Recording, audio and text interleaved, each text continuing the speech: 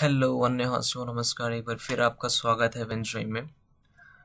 तो आज का जो चैप्टर है वो काफ़ी इम्पॉर्टेंट होने वाला है। और ये जो जैसे कि अगर बिगिनर्स हैं, बिगिनर्स के लिए चैप्टर काफ़ी इम्पॉर्टेंट होता है, क्योंकि इसके अंदर आपको बताया जाएगा कि जो डिक्शनरी फॉर्म्स होते हैं वर्ब्स के, तो वो कैसे यूज़ होते हैं सेंटेंस में। तो चलिए आगे चलते हैं इसकी तरफ, और एक ग्रामर भी आपको बताया जाएगा, तो उसके बारे में आगे चलेंगे। लेकिन अभी सबसे पहले हम देख लेते हैं जो रूल होता है, क्या होता है किसी वर्ब को कॉन्जुगेट करने का, यूज़ करने का सेंटेंस में। तो सामने देखिए, सबसे पहले हिंदी में लिखा ही होगा कि कोरियन व्याकरण में सभी क्रिया वर्ब में से द को हटाकर क्रिया को वाक्य में प्रयोग किया जाता है। यानी कि पता चल गया इससे आपको कि कोई भी अगर वर्ब हम यूज़ करते हैं सेंटेंस में तो द रिमूव हो जाता है। ओके, तो क्या इसका एक पैटर्न, इसका रूल क्या है कि अगर जो द है वो अकॉर्डिंग टू सेंटेंस यूज, वैसे तो उसके अंदर ग्रामर अटैच होता है, लेकिन आज का जो ग्रामर है उसके अकॉर्डिंग बता देते हैं आपको कि कैसे ये जुड़ता है। ओके, बाकी और दूसरे भी, इससे आगे आपको दूसरे ग्रामर्स भी हैं, उनमें भी सपोर्ट मिलेगा, हेल्प मिलेगा।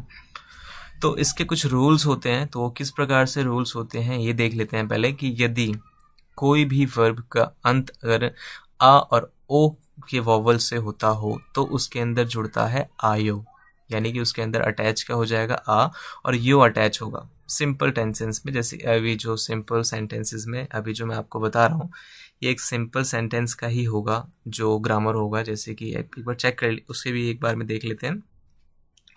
ये है आज का आपका जो ग्रामर है, वर्ब प्लस ओ, आ, य और हेयो। ये जब यूज होता है जब हमें कोई सिंपल सेंटेंस बनाने हो, जिस सेंटेंस के अंत जो हो वो ता है, ती है, ते है से अंत हो रहा हो, उसमें हम प्रयोग करते हैं। जैसे राम किताब पढ़ता है, राम खाना खाता है। ओके, तो इसका जो इसका जो फॉर्मूला होता है, जो पैटर्न होता है, सब्जेक्ट सेंटेंस स्ट्रक्चर जो होता है वो क्या होता है, सब्जेक्ट फिर उसका पार्टिकल अननोन प्लस ऑब्जेक्ट फिर उसका पार्टिकल अल्टर प्लस फॉर्म और प्लस और जो उस सेंटेंस के अकॉर्डिंग जो है ओ, आ, य और हेयो जुड़ेगा। तो ये जो है ये किस तरह से जुड़ेंगे, तो आज जो है इसके रूल्स बताए जा रहे हैं। आपको एक चीज़ तो पता चल गई कि कभी डिक्शनरी फॉर्म यूज़ नहीं होगा सेंटेंस में। दूसरी चीज़ क्या है कि ये जो आज आपका चैप्टर है इसके रिगार्डिंग आपको क्या है कि ये कैसे इसके अंदर अटैच करेंगे, कैसे हम पहचानेंगे कि ये ओ कहाँ पे लगेगा, किस वर्ब के साथ लगेगा, आ किस वर्ब के साथ लगेगा, यो किस वर्ब के साथ लगेगा और हेयो किस वर्ब के साथ लगेगा। तो इसके लिए जो हमने कुछ रूल्स हैं आपको इजी वे में समझाने के लिए बता रखा है। एक शॉर्टकट तरीका है जो बता रखा है इसके अंदर कि यदि किसी क्रिया के अंत में आ और ओ हो तो आयो लग जाएगा। ओके, यानी कोई सभी वर्ब लेते हैं, जैसे कि खादा, खादा किससे अंत हो रहा है, आ से। दा अगर रिमूव किया जाए तो किससे अंत हो रहा है, खा, यानी खा में क्या आ रहा है, आ से वो एंड हो रहा है। ओके, तो और दूसरा चलते हैं, दूसरा कोई लेते हैं अगर हम, तो देखिए मासीदा, मासीदा किससे अंत हो रहा है, मासीदा दा अगर रिमूव कर दिया जाए तो ई से एंड हो रहा है उसका, समझ रहे हैं आप, तो वो ई से एंड हो रहा है। और तो सेम यही, अगर कोई भी वर्ड, अगर कोई भी वर्ब आपका अंत हो रहा हो आ से और ओ से, तो उसके अंदर हम यूज करेंगे आयो। ओके, चलिए आगे चलते हैं। इसका एक और देखिए, एक और वर्ड क्या होता है, ओदा। ओदा किससे एंड हो रहा है, एंड क्या, अगर दा उसमें रिमूव किया जाए तो क्या बचता है, उसमें ओ बचता है। कौन सा वाला ओ, ये वाला ओ। तो क्या आ जाएगा उसके अंदर, क्या जुड़ जाता है, आ जुड़ जाएगा, तो वो क्या बन जाता है, वायो। ओके, अगर उसके अंदर आ जुड़ जाएगा तो वायो, वो वायो बन जाएगा। ओके, सॉरी, हाँ जी। तो ये हो गया आपका ये पहला रूल, यानी किसी भी वर्ब के अंत में अगर आ और ओ से एंड हो रहा हो तो उसमें आयो जुड़ जाएगा। दूसरा रूल देखते हैं क्या है, यदि किसी क्रिया के अंत में आ, ओ और ई हो, ई के अलावा कोई भी स्वर हो, कोई भी वॉवल हो, तो ओयो जुड़ जाता है। ओके, ओयो जुड़ जाएगा। जैसे कि फेउदा, फेउदा मीन्स क्या होता है, टू लर्न होता है, लेकिन इसकी एंडिंग अगर दा को रिमूव किया जाए तो किससे एंड हो रहा है, ये ऊ से एंड हो रहा है। तो इसके अंदर अगर हम ओ जोड़ देंगे तो क्या हो जाएगा, फेवोयो। ओके, जैसे मैं कोरियन लैंग्वेज सीखता हूँ, छोनन हांगुगर फेवोयो। ओके, ऐसे ये यूज होगा। तो इसका भी समझ में आ गया कि अगर कोई भी वर्ब का अंत अगर आ, ओ, ई से हो रहा हो, ई से हो रहा हो, इसके अलावा हो रहा हो किसी भी वॉवल से, इन तीनों को छोड़ के, इन तीनों वॉवल को छोड़ के किसी भी वॉवल से एंड हो तो आपका उसके अंदर जुड़ जाएगा ओयो। ओके, चलिए तीसरा रूल क्या है? तीसरा रूल है यदि किसी क्रिया के अंत में ई आ रहा हो, यानी कि अगर दा को रिमूव करने के बाद किसी भी वर्ब में ई आ रहा हो तो उसके अंदर लग जाता है यो ओ। ओके, तो यो, तो ये लग जाएगा। तो कैसे? जैसे कि इसका एग्जांपल क्या है? मासीदा। मासीदा मीन्स होता है तो ड्रिंक। तो अगर हम इसके अंदर दा रिमूव करें तो क्या बचता है? ई बच रहा है। तो ई किस में ई रिमूव होके क्या हो जाएगा? यो जुड़ जाता है। तो ये क्या बन जाएगा? माशियो। ओके जी, तो आगे चलते हैं। और एक लास्ट है, ये सबसे इजी है। अगर किसी भी वर्ब के अंत में हादा आ रहा हो तो वो ऑटोमेटिकली आप सेंटेंस में यूज करेंगे हेयो के रूप में।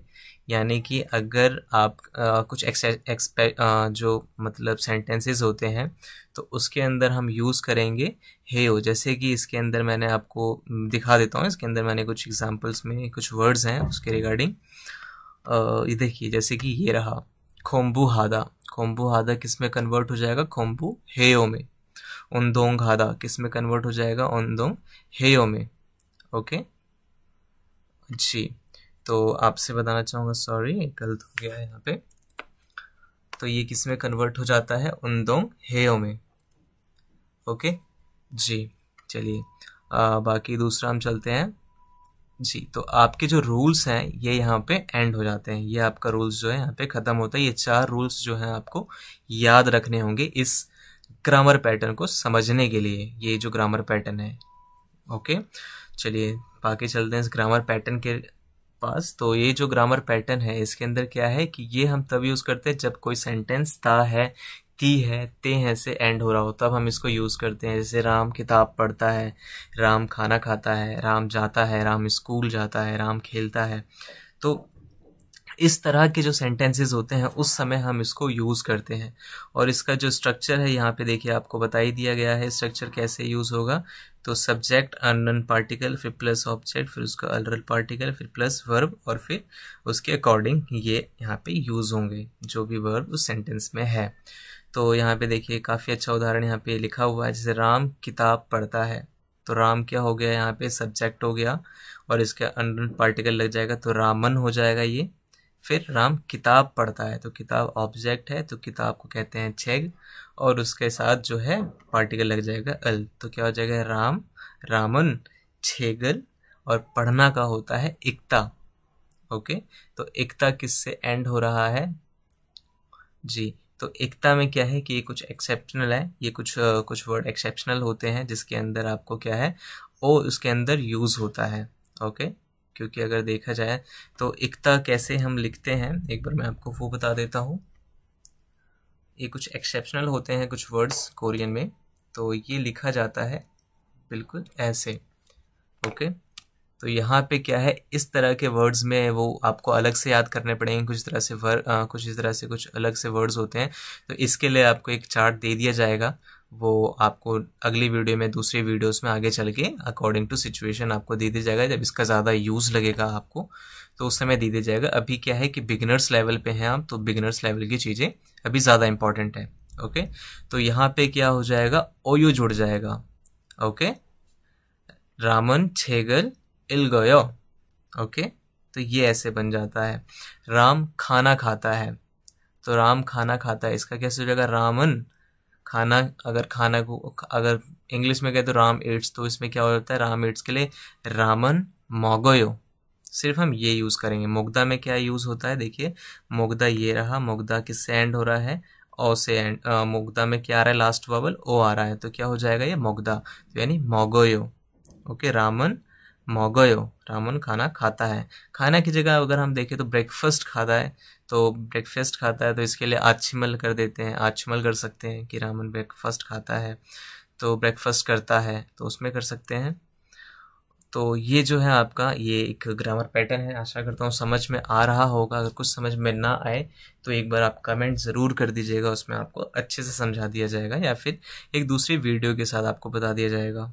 ओके, चलिए बाकी और चलते हैं आगे। तो ये कुछ इसके अंदर कुछ और भी इसके बारे में लिखा गया है, तो एक बार आप उसे पढ़ लीजिएगा, आपके लिए काफ़ी बेनिफिशियल होगा।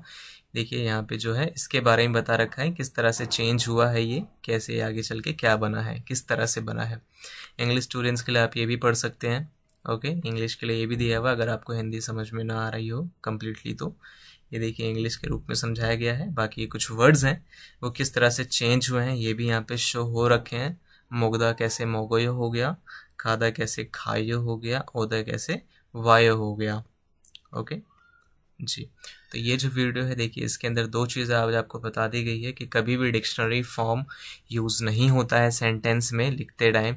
और दूसरी बात ये कि आपका ये जो चैप्टर है ये था आ ओ यो और हादा का चैप्टर था, यानी कि आपका वो चैप्टर था जो सिंपल सेंटेंसेस के रूप में हम इंग्लिश में जानते हैं, और हिंदी में जो जिस सेंटेंस का अंत ता है ती है ते है में होता है, तो उस समय हम इस ग्रामर को यूज़ करते हैं। और इस ग्रामर को यूज़ करने के लिए जो रूल्स होते हैं वो भी यहाँ पे आपको बता दिए गए हैं, किस तरह से ये ग्रामर यूज़ होता है, किस तरह से ये ग्रामर किसी क्रिया के अंदर जुड़ता है। तो बेसिकली हमने क्या सीखा आज, तो आज हमने सीखा है किसी वर्ब को सेंटेंस में कैसे यूज़ करना है। ओके, तो आशा करता हूँ कि ये आपको समझ में आया होगा। अगर किसी भी प्रकार से प्रॉब्लम होती है तो फिर से कहता हूँ एक बार फिर से कमेंट कर दीजिएगा ताकि आपको इस बारे में बताया जा सके। जब भी आप जिस दिन भी इस वीडियो को देख रहे हैं उस दिन ही आप कमेंट कर दीजिएगा। ओके, बाकी कुछ यहाँ पे वर्ड्स दे रखे हैं तो उनसे सेंटेंस बनाने की कोशिश कीजिएगा।